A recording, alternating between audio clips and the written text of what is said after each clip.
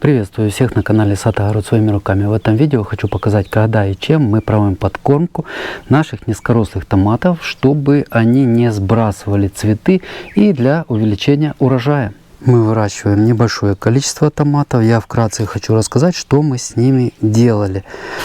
Недавно мы их формировали. Формировали на 3 стебля. Мы всегда низкорослые томаты выращиваем по 3-стеблевой технологии. Вот один стебель, второй стебель и третий стебель. Все остальные пасынки мы убрали. Оставили порядка 9-12 кистей. Вот на этих 3 пасынках, на 3 стеблях 9-12 кистей по 6-8 плодов. То есть очень большое количество. И нужно помочь сейчас растениям вытянуть все эти будущие плоды. Вот сейчас цветет как раз, цветочки цветут. Должна произойти завязь, должны появиться плоды. На некоторых кистях, кстати, это уже полным ходом завязываемость происходит. И вот как только появится на первых 2-3 кистях большое количество яблочек, растение начнет перебрасывать в эти яблочки большое количество питания. Пойдет похудение стеблей, уменьшение листьев. Почему это будет происходить? Да потому что ассимиляты будут из накопленного вот отсюда, из листьев, уходить вот сюда. Растение их автоматически начнет перебрасывать. Поэтому сейчас у нас как раз такая уникальная возможность есть немножко помочь растениям в его таком сбалансированном развитии, чтобы когда завяжется первая, вторая и третья пойдет уже кисть, чтобы растение не сильно похудало, чтобы не сильно уменьшились листья. Чем можно подкормить? Подкормить можно, я сегодня расскажу о нескольких вариантах, чем вам удобнее, тогда вы уже решите для себя самостоятельно.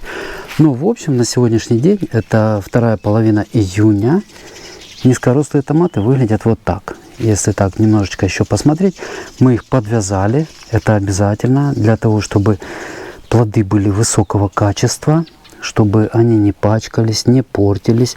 И подвязанные растения, кстати, они лучше вентилируются. Вот совсем недавно прошел дождь, буквально только закончился ливень. Смотрите, уже попросыхали. Некоторые нижние еще мокрые листочки, еще влага не просохла.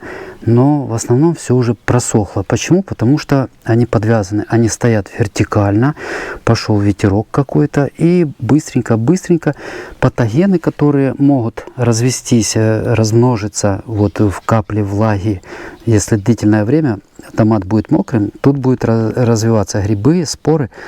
А если быстро высыхает влага на листьях, то болезнь не успевает развиться до такого состояние, чтобы растение самостоятельно не справилось с этим заболеванием. Но все-таки давайте перейдем к проведению подкормки. Я расскажу о 2 вариантах. Вот именно эта подкормка будет для томатов, если они в таком развитии. Вот мощные кусты и уже начинает появляться завязь.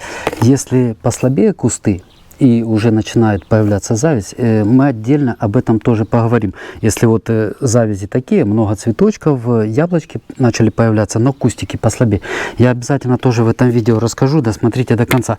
Итак, друзья, чем сейчас, что нужно растениям? Им нужно продолжение сбалансированного развития, то есть дать элементы питания на все растение, а всему растению нужны все элементы питания НПК, и причем приблизительно в равных частях. То есть сегодня мы применяем универсальное удобрение, которое имеет в своем составе одинаковые части азота, фосфора и калия. Это может быть удобрение типа мастер. Вот у меня в руках банка, это банка из-под кофе, 20-20-20 формула. Может быть 18-18-18. Это чисто минеральное удобрение. Может быть даже нитромофоска. Из расчета вот эти все перечисленные мной удобрения 20-25 грамм на 10 литров воды. Мы будем подкармливать Росконцентратом. Это органоминеральное удобрение. То есть здесь соединение и органической составляющей, и минеральной составляющей. И вот за счет добавки органической здесь уменьшена минеральная составляющая, уменьшена. Это тоже универсальная формула. Одинаковые части азот, фосфор, калий 5-5-5. Видите? 5-5-5. Вот тут 20-20. Вот как много минерального. Здесь 5-5-5. Но здесь добавлен гумат калия. Вот это органика, гуминовые фульвовые кислоты, это вытяжка из торфяников, то есть природное происхождение. добавление вот этих гуматов, природных хелаторов, они как раз и влияют на усиление воздействия такого удобрения. Давайте вместе с вами проведем эту подкормку. И, конечно же, через некоторое время мы потом вернемся и посмотрим, как она повлияла на общее развитие растений. Если будете использовать Росконцентрат, 25 мл на 10 литров воды. Ну, на 10-12 литров воды, 25 мл. Можно шприцем отмерить, можно вот такой мерочкой, как у меня. Все это размешиваем. И приблизительно по 1 литру под растение.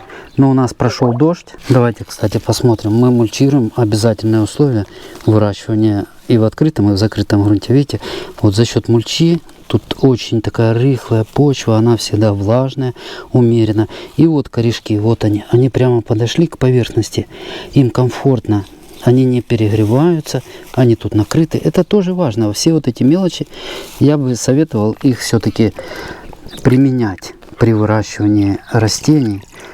И в открытом, и в закрытом. И поливаем по 0,7. У меня 1,5-литровый ковшик такой волшебный. По 0,7, по половинке ковшика. Вот эта подкормка, она очень хорошо повлияет. И не даст растениям присесть от набора массы плодами. Потому что часто так бывает. Друзья, вот проморгали немножечко, не провели своевременно нужную подкормку. Да, навяжется 2-3 кисти. В любом случае 2-3 кисти, 4 кисти, да, на каждом стебле оставленном по 1-2 кисти навяжется. А вот следующие кисти могут скинуться растениям. Чтобы этого не произошло, мы проводим сейчас вот эту волшебную подкормку. Давайте еще пару кустиков вместе. Я, чтобы не забирать ваше время, расскажу, что делать, если кусты слабые. А если кусты выглядят более слабые на момент проведения этой подкормки, то нужно чуть-чуть поменять формулу, нужно добавить больше азота. Ну, на примере Росконцентрата я покажу. Сейчас у нас все хорошо развито, поэтому мы применяем вот равные части азот, фосфор, калия, да, 5-5-5 плюс гумат калия. Если бы слабые кусты, более слабые, и уже столько кистей, столько цветочков, я бы применял вот эту формулу 15-7-7. То есть азота больше в 2 раза. Как сделать самостоятельно? Смотрите, если у вас есть какое-то универсальное удобрение, да, минеральное, допустим, вот 20-20-20 у меня. Если вот в таком развитии мы просто им подкармливаем, приблизительно вот так, ложку, да, ложку на 10 литров воды. Если же слабые кусты были бы, нам нужно было в эту 20-20-20 добавить немножко. Мы набираем вот столько, 20-20-20, без горки. Обратите внимание, если первый раз я с горкой показал, сейчас без горки набираем на 10 литров воды. И плюс 10 грамм, вот половинку ложки аммиачной селитры в тот же раствор.